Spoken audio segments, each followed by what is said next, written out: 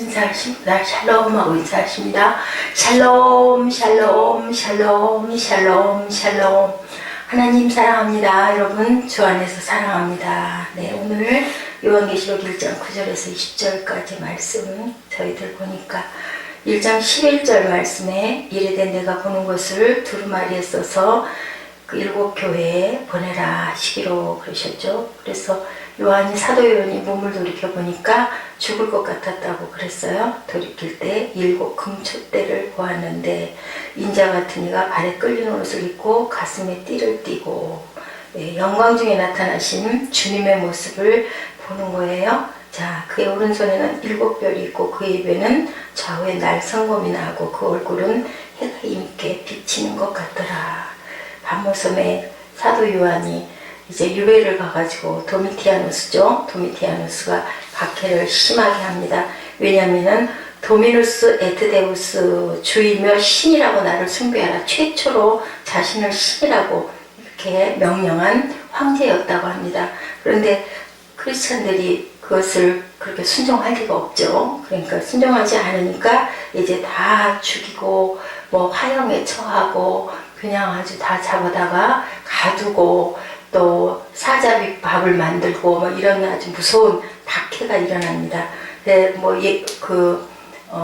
그 뒤 얘기에 의하면은 그 사도 요한은 화형에 처했는데도 죽지 않았다라는 그런 얘기가 있죠. 그래서 밤모섬에 지금 처해져서 바라보는 게 누구만 바라볼까요? 하나님밖에 바라볼 수가 없는, 얼마나 무섭고 두려웠겠습니까? 그런 그 아주 고난에 처해 있습니다. 그런데 예수님께서, 주님께서 나타나셔서 네가 보이는 이 모든 것들을 기록하여 전하라 라고 19절에도 내가 본 것과 지금 있는 일과 장차 될 일을 기록하라 라고 말씀을 하십니다. 오른손에 7별의 비밀, 7별은 7교회의 사자, 7촛대는 7교회니라. 결국은 교회에게, 교회에 있는 그 사자들에게, 그 목회자들에게 이것을 전해라 라고 그 말씀을 듣는 그러한 그 내용이 있죠. 어떤 사람이 드넓은 태평양 가운데서 난파를 당합니다. 그래가지고 작은 아무도 살지 않는 무인도 섬에 떨어져서 있어요. 그리고 살고 있어요. 어떻게 살았을까요? 살아있다가 보니까는 지나가는 배가 있습니다. 막 손을 저어서 살려달라고 구조를 외쳐요. 다행스럽게 그 배가 그 혼자 되어 있는 사람을, 청년을 발견하고 그 섬에 도착을 했어요. 그래가지고 이렇게 보니까 혼자 사람이 그렇게 살고 있는데 조그마한 움막 같은 집을 3채나 지어서 놓고 있더라고요. 깜짝 놀랐죠. 아니 왜 사람이 없는 줄 알았는데 이렇게 이 집들이 다 무슨 집입니까? 라고 물어봅니다. 그랬더니 저쪽에 있는 건 저희 집이죠. 그러면 그 옆에 있는 건 뭡니까? 그랬더니 그건 제가 다니는 교회입니다 라고 얘기하더랍니다. 그럼 그 옆에 있는 그 집은 또 무슨 집입니까? 그랬더니 그건 제가 전에 다니던 교회였습니다 라는 그런 얘기가 있어요. 예, 교회를, 여러분들은 왜 이 교회를 나오고 계신가요? 라는 질문입니다. 왜 이 교회를, 그 많은 교회 중에 이 교회를 섬기고 계신가요? 그런 거죠. 예, 오늘 말씀에 이 교회에서 우리는 무엇을 생각하고 무엇을 위해서 간구하고 무슨 일을 하고 계신가요? 라는 것을 우리가 한 번쯤 돌아봐야 할 줄로 믿습니다. 초대교회 대표적인 7교회 보내는 메시지가 이렇게 나와 있는데요. 교회를 다니는 것은, 큰 교회를 다니면 큰 교회이기 때문에 편한 점도 있고 또 불편한 점도 있죠. 각자의 특성에 따라서.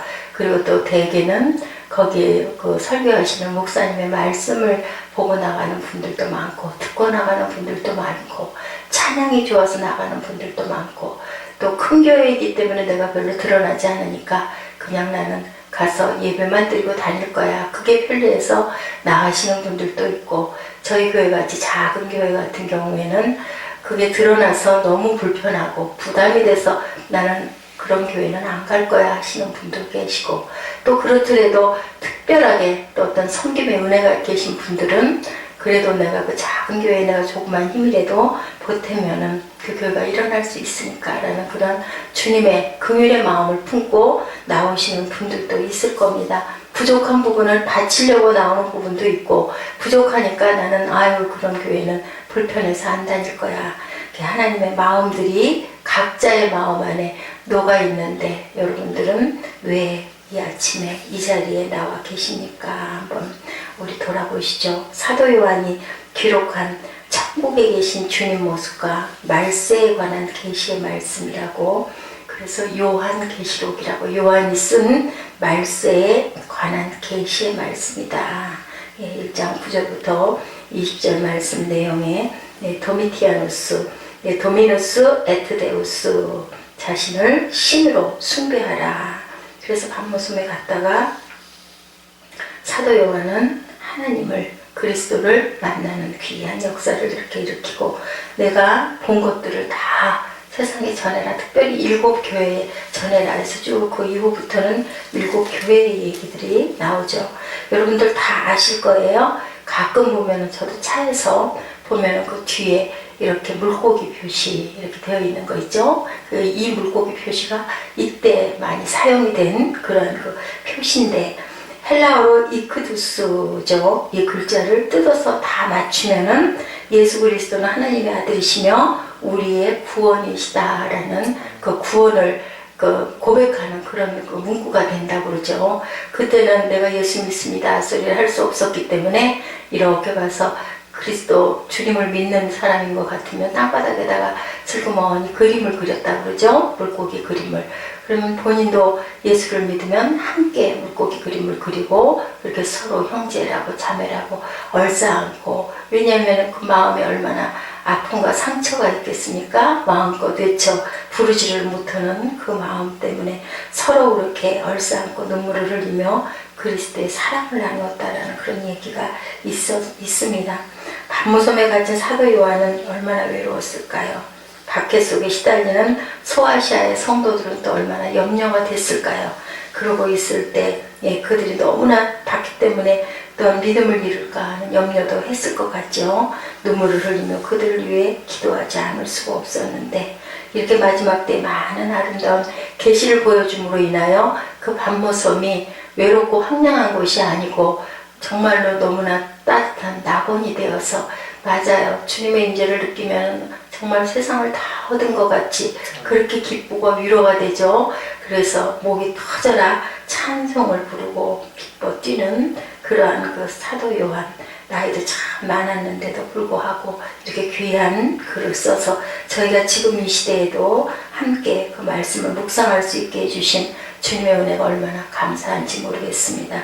네, 교회가 무엇을 우리가 하느냐가 중요한 게 아니라 하나님의 길을 온전히 가고 있느냐. 교회마다에게 명령하신 그 명령이 아까 말씀드린 대로 땅끝까지 나에게 와서 쉬어라. 그리고 너희는 듣고 땅끝까지 은혜 받았으면 그것을 전해라. 누구를? 그리스도를 전해라 라는 두 가지 뜻을 가지고 교회를 세우시고, 주님께서 성령으로 이 자리에 함께 성삼위 하나님께서 임재해서 계시죠. 그리고 우리에게 늘상 알려주시죠. 귀한 뜻을 알려주시고, 때로는 도와주시기도 하고, 때로는 위로해 주시기도 하고, 때로는 잘못된 것을 말씀하셔서 우리가 고칠 수 있도록 깨달도록도 하죠. 본질적으로, 시대적으로 교회는 무엇인가? 교회는 무엇을 하고 있는가? 살아있는 유기체라고 그러죠. 교회는. 그렇기 때문에 교회가 그냥 건물이 아니고 주님이 계시면 반드시 흘러간다고 합니다. 변화가 있다고 합니다. 그런데 그 사이에 사단들이 그렇게 틈을 타서 교회를 무너뜨리려고 하고 허물려고 하고 할 때 우리는 어떻게 해야 될까요? 밤모섬에서 정말 울부짖고 기도했던 그 사도 요한처럼 우리도 생명을 다해서 기도하고 하나님께 구하면 구하라 찾을 것이다 라고 하시죠. 두드리란 문이 열릴 것이다 라고 말씀하십니다. 이래서 모이는 교회와 흩어지는 교회, 모였다 우리는 흩어집니다. 어디로? 세상 가운데로 나가야 되겠죠. 세상이 우리를 흡수하는 게 아니라 우리가 세상 속에서 빛으로 드러나라고 주님께서 이렇게 아름다운 교회를 주셨습니다. 네, 마태복음 11장 28절이죠. 오라 내가 너희를 쉬게 하리라. 교회는 그렇게 쉴 수 있는 곳이 돼야 돼요. 휴식할 수 있는 곳이 돼야 되고, 푸근한 어떤 목사님이 그 말씀을 하시더라고요. 네, 우리는 그냥 하나님 아버지가 되고 하나님 어머니가 되고 성도들에게는 그런 그 대신 역할을 할 수 있는, 그러니까 그리스도의 모든 품성을 다 드러낼 수 있는 그러한 그 사랑의 그런 종들이 돼야 됩니다. 그래서 허리가 꼬부라져도 손이 깨져나가도 그래도 우리는 군소리 잔소리 하지 말고 순종해서 무엇이든지 섬겨야 될 것은 섬겨야 됩니다. 절대로 우리가 소리를 높여서는 안 됩니다 라는 그 말씀을 하시더라고요. 맞죠?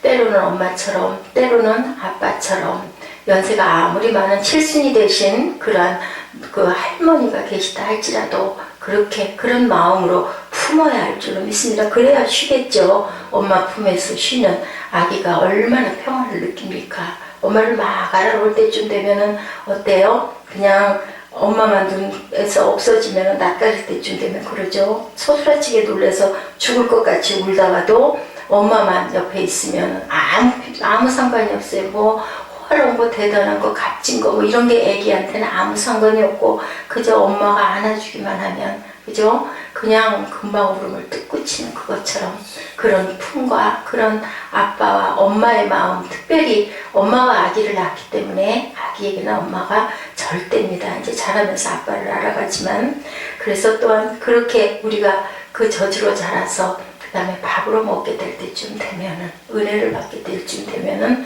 세상으로 나가서 주신 대로의 분량대로 빛으로 드러냅니다. 부족한 부분은 또한 그 부분이 조금 능력 있는 그러한 그 지체들이 서로 이렇게 섬기면서, 그래서 교회가 성장을 하죠. 그리고 우리는 다 은혜 받으면 어떻게 해요? 밖으로 치쳐나갔죠. 사도행전 2장에도 그렇게 너희들이 내가 함께 할 거니까 그냥 보내지 않으셨죠. 능력을 주어서 보내셨습니다.